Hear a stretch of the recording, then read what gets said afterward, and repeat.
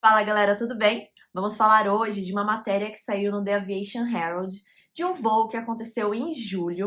O copiloto passou mal, o comandante teve que fazer um desvio do voo e pousar sozinho o avião. Como eu disse, isso aconteceu em julho, numa aeronave da Eurowings que estavam fazendo voo da Alemanha para a Grécia. Isso foi considerado um incidente grave, mas só saiu na mídia agora. O voo estava saindo de Colônia, na Alemanha, com destino a Rhodes, mas acabou fazendo um pouso alternado em Munique. O voo já estava ali no nível de cruzeiro, a 37 mil pés, quando o copiloto começou a passar mal, precisou inclusive de auxílio de oxigênio, e aí foi quando o voo foi alternado, desviado, né, para pousar lá em Munique. De acordo com o Radar Box, a aeronave ficou em solo por cerca de 8 horas até que pudesse seguir de volta para o destino. E se fosse o comandante que tivesse desmaiado e o copiloto estivesse sozinho? E se fosse um passageiro que estivesse passando mal? Será que esse voo teria sido alternado também? Por que foi considerado um incidente grave, não só um incidente, ou mesmo um acidente? Então vamos falar um pouquinho sobre isso agora. Vamos começar falando que, se fosse o caso do comandante que tivesse passado mal ao invés do copiloto, tudo teria ocorrido exatamente da mesma forma que aconteceu. Ainda tem gente que tem muitas dúvidas se o copiloto é tão capaz de operar a aeronave, ou seja, faz as mesmas coisas dentro de um avião, do que um comandante. Então imagina, no caso de um comandante estiver passando mal, como é que ficaria o copiloto nesse caso? Na verdade, nesse caso aí, teria sido exatamente o mesmo procedimento. O copiloto, ele tem exatamente o mesmo treinamento que um comandante. Então ele faz as mesmas manobras no simulador, ele executa as mesmas funções dentro do avião. Então, por exemplo, se eles estão fazendo ali um voo juntos com 4 etapas, 4 voos em um dia, normalmente eles dividem, o comandante faz 2 etapas e o copiloto faz outras 2 etapas. Então, se ainda existe alguém que tem essa dúvida se o copiloto realmente opera, voa a aeronave, pilotando a aeronave, sim, gente, o copiloto é tão capaz como o comandante. A diferença entre um e outro é que o comandante tem mais experiência de voo, normalmente, do que o copiloto, pelo menos tem mais tempo ali naquela empresa. Então, por isso que ele está numa posição de comandante e o outro está numa posição de copiloto. Então, o comandante, por ter mais experiência ali pilotando a aeronave, ele fica responsável por todas as decisões do voo. O comandante é a autoridade máxima ali dentro da aeronave. Fora isso, em termos de operação, eles conseguem fazer exatamente as mesmas coisas, tá bom? Inclusive, uma das manobras treinadas tanto para comandante quanto para copiloto é o Pilot Incapacitation, exatamente o que aconteceu nesse caso. O caso de um dos pilotos passarem mal e o outro ter que operar a aeronave ali completamente sozinho, sem o auxílio do outro colega, que é o que acontece normalmente. Essa manobra é treinada tanto por comandante quanto por copiloto, inclusive fora do simulador. Eu, por exemplo, fiz o meu Pilot Incapacitation lá com o meu instrutor em rota. Eu pedi gear up, eu olhei para o lado, ele não respondeu, não deu gear up. E aí eu entendi que ele estava me treinando no Pilot Capacitation e aí fiz a etapa toda sozinha, como se ele não estivesse ali. Então, essa é uma manobra treinada tanto por pilotos quanto, inclusive, pelos comissários, porque se o piloto que está passando mal estiver ali desacordado, eles fazem todo um procedimento, então, de primeiros socorros, até mesmo de prender o piloto ali no assento dele, de uma forma que, se ele tiver alguma reação, ele não bata em nenhum comando. Então, existe essa manobra de Pilot Incapacitation que é treinada sempre, tanto por pilotos quanto por comissários. A pilot in control informs a senior cabin crew member about the incapacitated pilot by a call or makes at least 3 high or low chimes and gives the instructions. What should a cabin crew member do in such situation? There are 2 options. If the incapacitated pilot still breathes, a cabin crew member has to pull him or her upright and support by standing behind the seat. Then unlock the seat, pull it, hold back a pilot, and then lock the seat. After that, a cabin crew member has to fasten pilot's seatbelt as well as shoulder harnesses and lock the inertia reel. It may be necessary to assist the pilot in control with a checklist. if a pilot does not breathe. A cabin crew member has to release and slide the seat back using the appropriate controls located on the seat.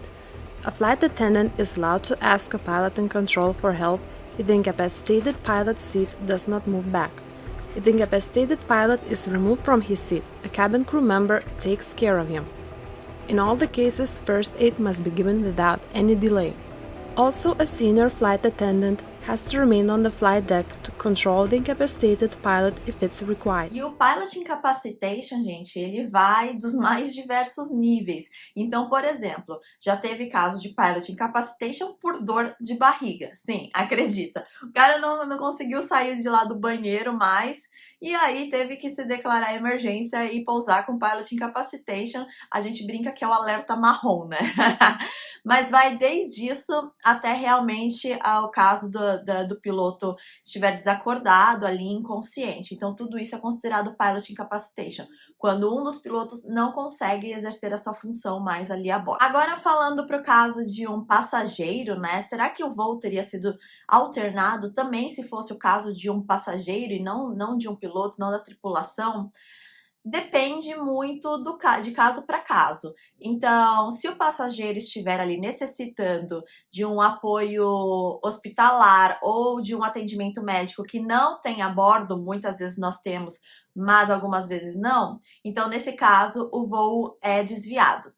Caso de um passageiro passar mal, os comissários são capazes ali de prestar os primeiros socorros, mas se o caso for um pouquinho mais sério, eles verificam se tem um médico a bordo da aeronave. E o médico conta também com um kit médico ali, diversos equipamentos e medicamentos que podem ser usados a bordo de uma aeronave. Uma outra coisa também que os comissários contam hoje em dia para atendimento médico é o MEDER. MEDER é o caso de um médico remoto. Então, o passageiro passou mal, os pilotos conseguem entrar em contato via rádio com o médico ali que esteja de plantão. O médico ali orienta, então, os comissários sobre todo o procedimento que tem que fazer com a pessoa que está passando mal. E depois, então, é decidido se a aeronave faz um pouso alternado ou não. O pouso alternado, ele tem um custo muito grande para a companhia e também atrapalha bastante as outras pessoas que estão indo para trabalhar, que estão com férias marcadas, enfim, atrasa a vida de todo mundo. Então é pensado se realmente o pouso alternado faz sentido ou não, se aquela pessoa que só está ali com um enjoo consegue levar até o destino, se a pessoa não representa risco nem para os outros e nem para ela, segue-se até o destino. Se realmente ela precisar de um atendimento urgente, hospitalar, atendimento médico, então é realizado o desvio. Até em casos psicológicos, então a pessoa teve uma crise ali a bordo da aeronave, uma crise de pânico, alguma coisa nesse sentido, que possa representar um risco para a aeronave, para os seus ocupantes, então nesse caso também é feito um desvio. Então vamos falar agora porque esse caso específico foi considerado um incidente grave. Bom, existe um motivo para os aviões comerciais terem 2 pilotos a bordo. Essas aeronaves são homologadas para operarem com 2 pilotos. Se por algum acaso um desses pilotos, quando o avião já tiver decolado, não seja mais capaz de operar a aeronave, essa aeronave precisa pousar, ela é declarada em emergência e pousa assim que possível. Já ouviu aquela frase que quem tem 2 tem 1 e quem tem 1 não tem nenhum?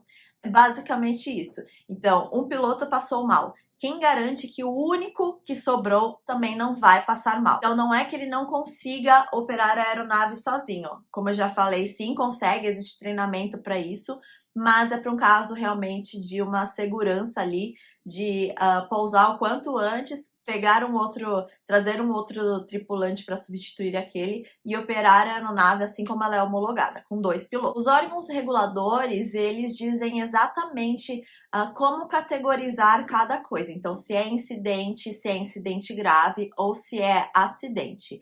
Nesse caso, ele não poderia ser considerado um acidente, porque acidente precisa que uma das 3 coisas aconteça. Dano ou falha estrutural, que alguma pessoa morra em contato com aquela aeronave ou em decorrência dela, mas que exista uma intenção de voo, ou que ela seja considerada desaparecida. Então, a aeronave desaparecida é considerada um acidente aéreo. Então, ela foi categorizada como incidente já que ela não entra em nenhuma dessas 3 coisas para ser considerada acidente. E por que incidente grave e não só incidente? Bom, os órgãos também dão ali uma lista certinha de cada coisa que, se tiver acontecido, tem que ser considerado um incidente grave. Entre elas, o pilot incapacitation, fumaça a bordo ou uma quase colisão. Como vocês já sabem, o nível de segurança na aviação comercial é o mais alto que nós temos na aviação. Então, se existe alguma coisa que possa representar algum risco para o voo, para os ocupantes ou até mesmo para o pessoal que está em solo, existe alguma forma de aumentar essa segurança para que isso não aconteça. Então, essas aeronaves que têm 2 pilotos, elas devem obrigatoriamente todo o tempo ter 2 pessoas operando. Quais são as alternativas para isso? Por exemplo, se existir algum piloto extra a bordo ali da companhia, que esteja viajando ou a trabalho, ou até mesmo voltando para casa, se deslocando sem estar remunerado. Se for ali da empresa, ele pode assumir o comando ali da aeronave, mas fora isso é declarado emergência e tem que pousar o quanto antes. E aí, gostou do vídeo? Não esquece, gente, deixa o like, compartilha o vídeo para ajudar, tá bom? Um beijo e até o próximo vídeo. Tchau!